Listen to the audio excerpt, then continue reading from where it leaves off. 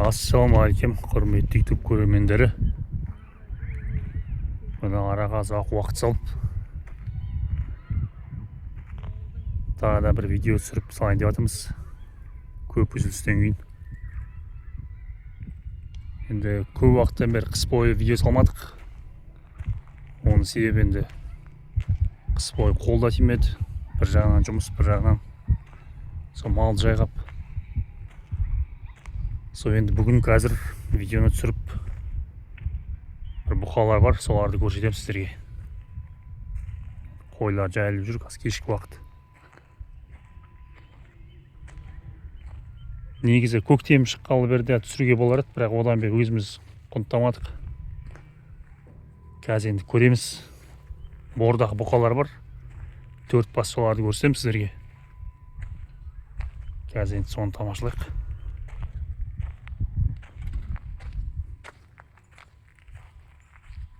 Мына есті танитын шығарсыздар, естеріңізде болса.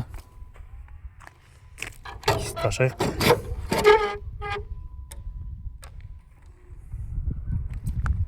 Міне осында тұр бұқалар.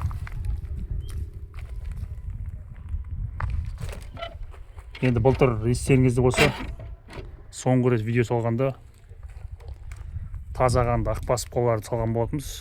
Патсос торбақтарды. Сол былтырғы видеоны көріп, қазірге дейін звондап сұрап жатқандар бар. Сол ақбастар бар ма, алайын деп едім деп. Олар енді сол кезде өтіп кеткен. Одан кейін енді міне қыстан бері түсірген жоқпыз видеоны. Қыста осы бұқаларды алып, бордаққа байлағанбыз. Көп емес енді осы 4-еуін. Қыста енді шаруа өз қиында ғой кішкене. Сол себепті осы 4-еуін байладық. Бірақ енді өкінішке орай қазір еттің бағасы төмен болып тұр. Жаңағыдай біз бұларды бір күзде емес, бір ноябрьде емес, январдың кезінде бастап, декабрлердің кезінде әкеп, қораға одан кейін январдың кезінде бастап байлап бастадық. Январдың кезінде содан бері міне қорада тұр. Қорада бұлар негізі байланып тұрған, осы 3-4 күн ғана болды, осы жерге шығарып мына емін еркін жүрсін деп. Өйткені біз бордағы бұқаларды қазір жұмсамайтын болдық. Өйткені енді нәуір бұқа бар ішінде, нәуір қызыл бұқаны көріп тұрсыздар, бұл еті мыналарда емес. Еті кішкене бұның боста, өйткені біз бұны кейін байладық. Бұны осы байланып тұрғаны 2 ай болды бұның. Ал мыналар енді январдан бері тұрған бұқалар. Мынау екеуі бар. Мынау тұрған шетке қызыл. Мынау қызыл енді үлкен, арғы қызыл. Бірақ ол кеш қойылды бордаққа. Бұларды енді біз жұмсамайтын болдық қазір. Өйткені себебі жаңа айтып отырмын ғой, еттің бағасы өте арзан болып тұр қазір.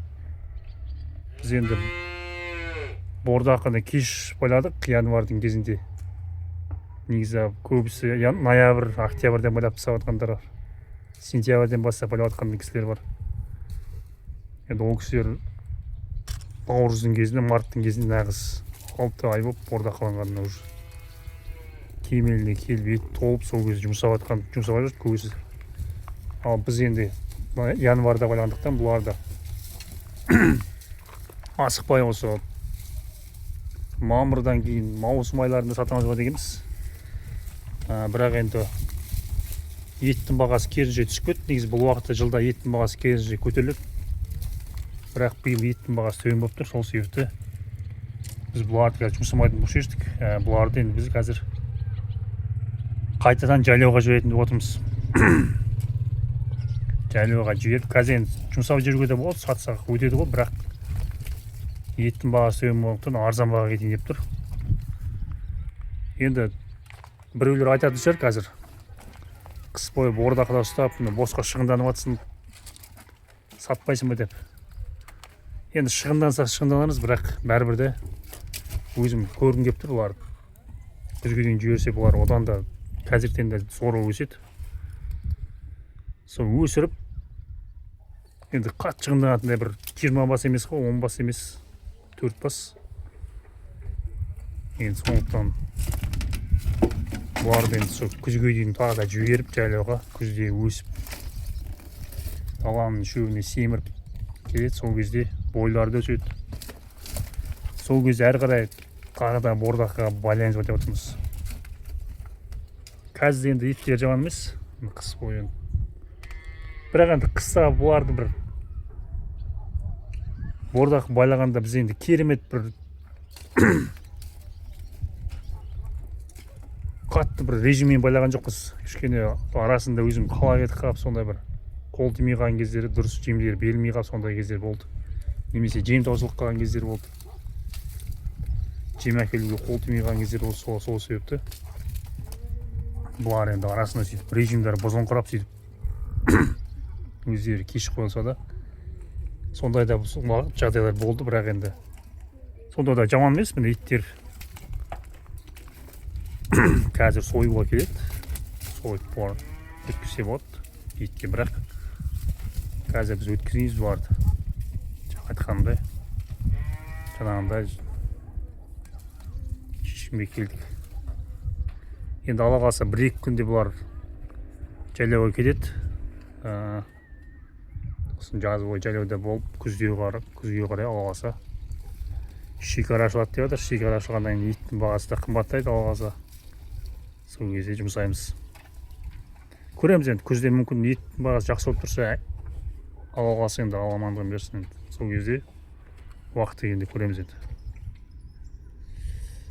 Қазір енді жаңағындай жайлауға ала қалса жібереміз. Мына енді 2 қызыл тұр. Мынау қызыл, оның әр жағында тұрған мынау қызыл тұр. Ол 2 қызыл енді қарапайым жергілікті қызыл сиылардың тұқымдары. Ал мынау екеуінде кішкене қан бар бұларда. Мына 2 қасқада. Бұларда ақбастың қандар бар. Таза ақбас болмаса да. Негізі қаны бар малдар дұрыс болады екен бәрібір. Бордаққа. Қызылдар да семіреді, бірақ мыналар одан да жақсы семіреді екен. Тез семіреді. Қызылдарды бордаққа байлауға болмайды деген сөз емес, олар да жақсы семіреді негізі. Бірақ мыналар бәрібір де дене бітімдері жалпақ болады, сүйектері, қол аяқтары жуан болады қызылдарға қарағанда.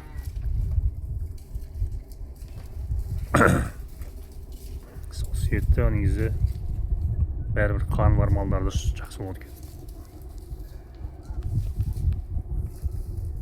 Осы жаңалық.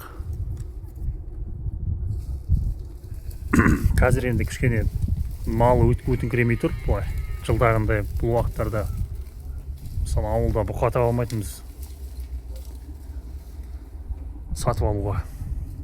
Биыл енді кішкене шекара жауып болғандықтан ондай қатты бұқалар жылдағындай емес. Бұқалар қазір көп. Бұқа сатамыз, сиыр сатамыз деп жатқандар өте көп. Негізі еттің бағасы түсіп кетті ғой. Негізі еттің бағасын түсірмеу керек деп ойлаймын өзім. Өйткені барлық нәрсе қымбаттап жатыр ғой.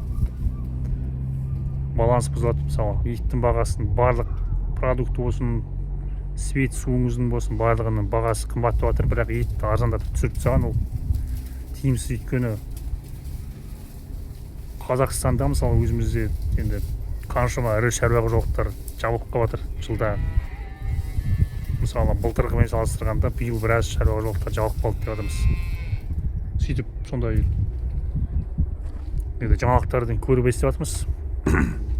Ол неге жабылып қалып жатыр? Себебі жаңағы еттің бағасы түскендіктен жаңағы шаруа қожалықтарына малмен айналысып отырғанда оларға тиімсіз.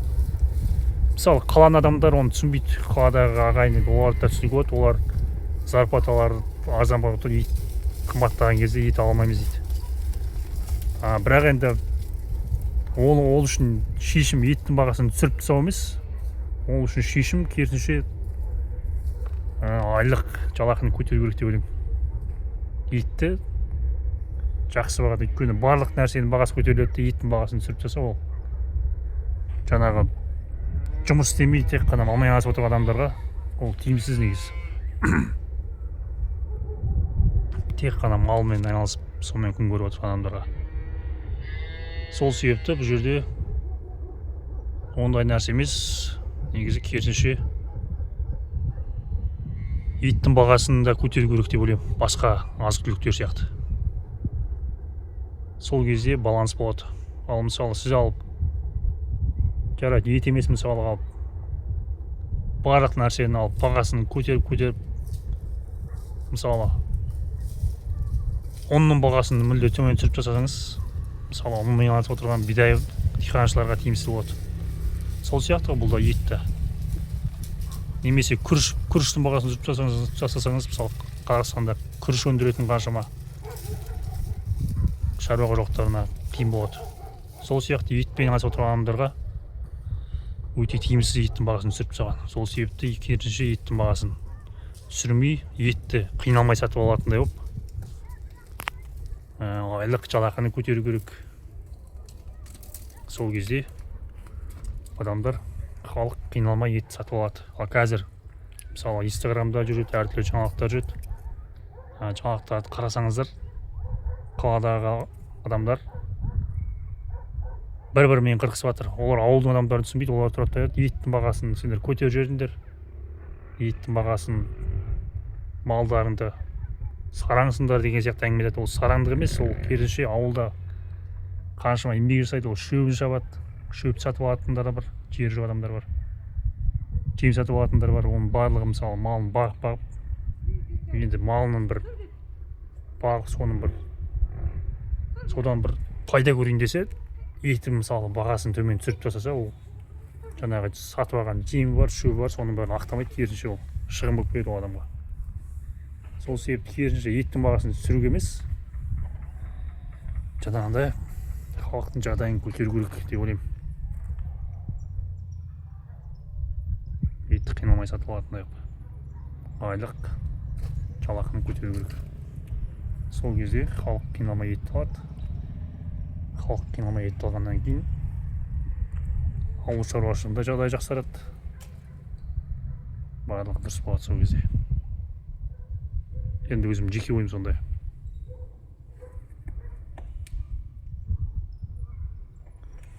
Енді малдардың жағдайы осындай. Мына ең ішінде үлкен науқа. Бұл енді екіге қалды. Мынау екеуі, мына екі қызыл. Мына екі қасқа олар енді ана әргі бер жақта тұрған шұбар бет бұл енді. Ең кішісі осы негізі. Ал мынау тұрған мынау қасқа бұл 1,5 жасар. Мына қол аяғы жуан деп тұрған осы негізі бұл ақбас емес, Герефордтан түскен сияқты, өйткені дене беті сондай ұқсайды. Жалпақтығы домалақтап екен. Қазір видеодан дұрыс көріне қоймайды негізі. Бірақ тірідей көрсеңіздер, арқасы бәрі жалпақ. Мынау енді ақбастан түскен деп ойлаймын бұл. Ақбастан бұл, аралас ақбаспен.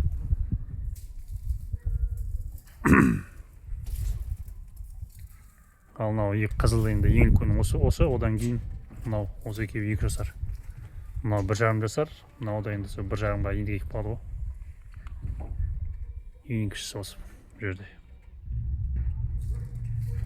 Бірақ мынау өзі бет барлығымен сүзісіп шықты. Мынау босатқан кезде септен сол кезде бәрі құтырып біріме сүзісіп. Бәрі шық сол кезде. Біраз шаңғып жерді мына жерде ойнақтап. Қыс бойы байланып тұрды ғой бұлар. Маңдайында мынаны мүйізінде арқаның ізі қақпаған ғой. Сол сөйтіп бұқаларды алға жібереміз ертең жайлауға.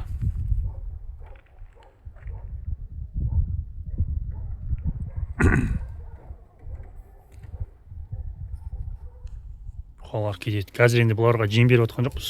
Өйткені өзі енді аяқтарда бұлар қыс бойы жүрген жоқ, бір орында отырды цепта. Осы жерге шыққанына 4 болды деп тұрмын ғой. Кішкене жүріп аяқтарын бірден бұларды байланып тұрған жеріне алып жайлауға жіберсеңіздер, бұлар аяқтары ақсайды, өйткені бұлар байланып тұрды ғой жүрмей. Бірден ашық далаға жіберсеңіз, бұлар жүгіреді, ойнақтайды, соған кейін сиырдың артынан жүгіреді, сонымен аяқтарын ақсады. Сол себепті осы жерге кішкене аяқтарына кішкене жаттығу болып жүр. аяқтарын кішкене жүрмей тұрған аяқтарын жүргізіп қыс бойы қан айналысы бәрі дұрысталып аяқтарында, содан кейін барып далаға міне енді кетейін деп жатыр. Дүйсенбі күні шығарғанбыз, бүгін жұма, 4 күн болды далада тұрғандарын, ертең 5 күн болады. Алла қаласа жексенбі күні жібереміз далаға. Жаңағы Герефордтан түскен бе әлде аралас. Мынау тұрған, артымен тұрған. Аяқтары жуан бұл. Мынау енді бұл ақбас аралас.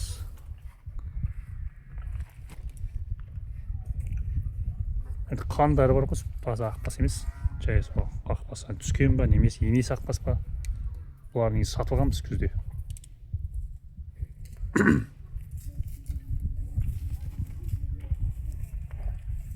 Осы мына бұқа негізі мойнынан бастап жинайды келеді.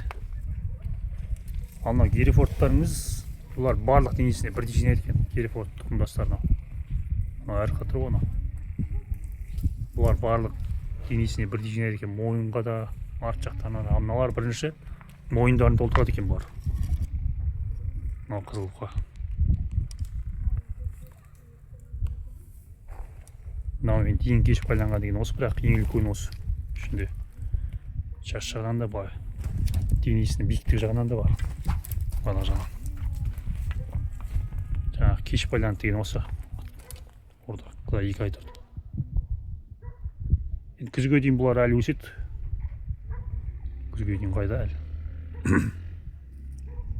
Қазір далаға барып кішкене тағы да біраз жүреді бұлар.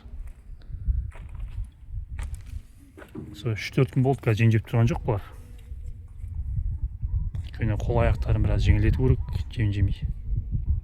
Тек қана шөппен тұр қазір. Енді жексенбі күні бостандыққа барады, лагерьге барады. Жазда каникулаға шыққан балалар сияқты. Сол жағдай осы. Мынаны сатып алған кезде мынау жабай болған. Ең кішкентай еп тұрмын ғой. Өйткені бұл далада туған ғой, далада жайлауда жүріп туған, содан кейін мүлде адамға үйренбеген. Бұны сол даладан әкеп сатам деп тұр екен, сол кезде сатып алғанбыз. Сол кезде бұл адамға ұмтылып сондай болған, шуар бет. Ал мыналар енді бұлар адамға үйренген. Бірақ жем жеп тұрған мал бәрі құтырып тұр, анау тұрған шетке қызыл. Байланып тұрған кезде, септі тұрған кезде кішкене басын мүйізімен қағып тұрады адамды. Тақалған кезде. Бірақ енді малдан негізі байқау керек, кейбір малдар болады, адамға жүгіретін малдар. Әртүрлі малдар болады. Мынау жаңағы айтып тұрмын, мынау ең кіші. Мынау тұрған шуар бет. Мынау тұрған шуар бет. Артында тұрған. Сол жаңағы жынды болды деп айттым ғой, келген кезде. Әкелген кезде 2 арқамен байлап әкелеміз, өйткені адам ұмтылады. Бір арқамен айдап берсең, бұрыласа өзің ұмтылады. Сол себепті 2 арқамен біреуіміз артында, біреуіміз алдында жүріп, артында тұрған адамға ұмтылса, алдында жүрген адам тартып, алдында жүрген адамға ұмтылса, артында келе жатқан адам тартып, сөйтіп 2 арқамен алып келеміз ана бұқаны. Бұқа емес, ол кезде торпақ қой. Даладан кейін жабай болып келді сөйтіп. Мыналар енді қорада туған малдар ғой бұлар, адамға үйренген. Мыналар, мынау тұрған. Мына 1-2 күнде бұлар кіші еттері ысылып қалды негізі, жем жемей тұрғаннан кейін. Бірақ жем жей берсе аяқтарының жаңағы қимылдауына да, буындарына қиын ғой. Осы жаңалық, енді Алла қаласа видеоны тағы да түсіріп салып тұрмыз. Енді далаға кетіп бара жатқан барлығын түсіріп Алла қаласа саламыз ғой. Мына жерден артамыз Алла қаласа мына есіктен. Ұшы газелді тіреміз дағы. Бұл жерде негізі былтыр 30 бас, 40 бастай малдар тұрған бұл жерде. Бұрынғы видеоларды көріп отқан адамдар болса, көрермендер болса біледі. Қыс бойы тазаланған жоқ бұл жерде. Тазалау керек Алла қаласа қарап.